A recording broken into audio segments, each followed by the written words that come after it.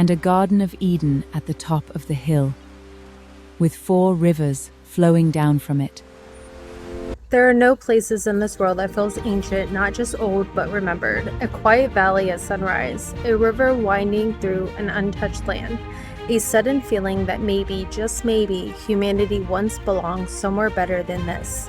And buried within the pages of the Bible, perhaps the greatest lost location mystery of all time, the Garden of Eden. Not described as a metaphor, not written like a dream, but as a real place, a literal location, a garden planted by God itself. And according to Genesis, it had rivers, geography, landmarks, which raises an unsettling question. If Eden was real, where did it go? In the book of Genesis, the Garden of Eden is described as a paradise unlike humanity has ever known, a place where death had not yet entered the world, where Adam and Eve walked with God in the cool of the day, where the earth itself existed in perfect harmony. But hidden inside the poetic beauty of Genesis is something surprisingly specific: geography. Genesis 2 describes a river flowing out of Eden that separated into 4 rivers: the Persian, the Gihon, the Tigris, and the Euphrates. 2 of those rivers still exist today. The Tigris and the Euphrates still flow through parts of modern-day Iraq, surrounding regions of the Middle East, which means one of 2 things must be true. Either Genesis was grounding Eden in a real earthly location, or it was using known geography to describe something symbolic. And for centuries, explorers and theologians, archaeologists, and historians have wrestled with the same mystery. Where was Eden actually located? The most common theory places Eden somewhere near ancient Mesopotamia. Mesopotamia, often called the cradle of civilization, was one of the earliest centers of human society. Ancient cities rose between the Tigris and Euphrates River thousands of years ago. Agriculture flourished there, writing emerged there. Civilization seems to bloom from that region.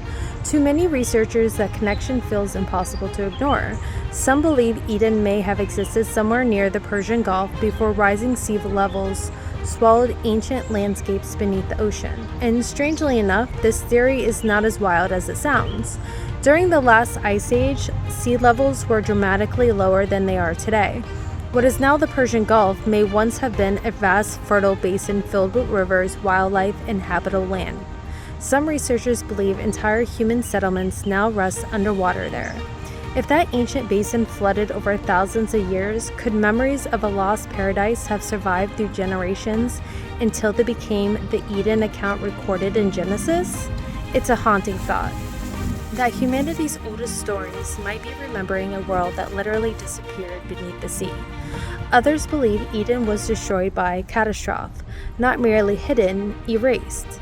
Some fringe theories suggest a massive geological event reshaped the landscape completely.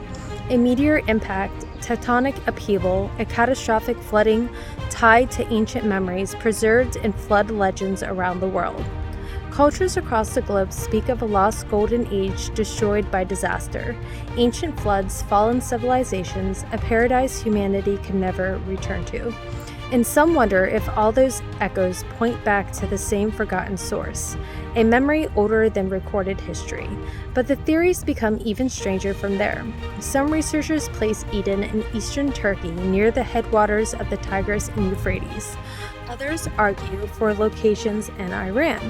A few have suggested Eden existed somewhere in Africa, tying the story to humanity's earliest origins. And then there are symbolic interpretations. Some theologians believe Eden no longer exists because the world itself changed after humanity's fall into sin and later after the flood in Noah's time. In this view, the geography of the earth before the flood may have been radically different from the geography we know now. This possibility changes everything. Because if a pre-flood world was reshaped by a catastrophic judgment, then Eden may not be missing at all. It may belong to a world that no longer exists. But here's what makes this mystery so powerful. The Garden of Eden is not just a story about a lost place. It is a story about a lost relationship. Humanity walking closely with God. No shame, no violence, no death, no separation. And whether someone views Eden as literal history, sacred symbolism, or a mystery blending both, the longing behind the story remains deeply human. Because something inside of us still aches for restoration, for peace, for innocence, for home.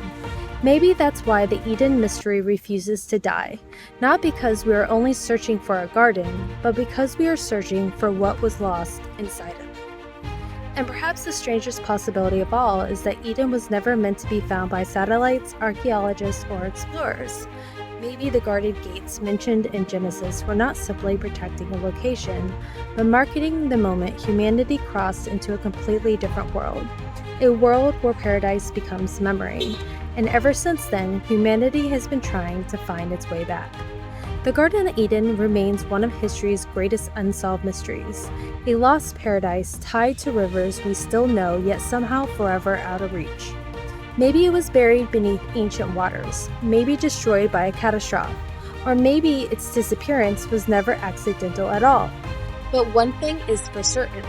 Thousands of years later, humanity is still searching for Eden, and perhaps that search says more about us than the garden itself ever could. Have a good day, guys.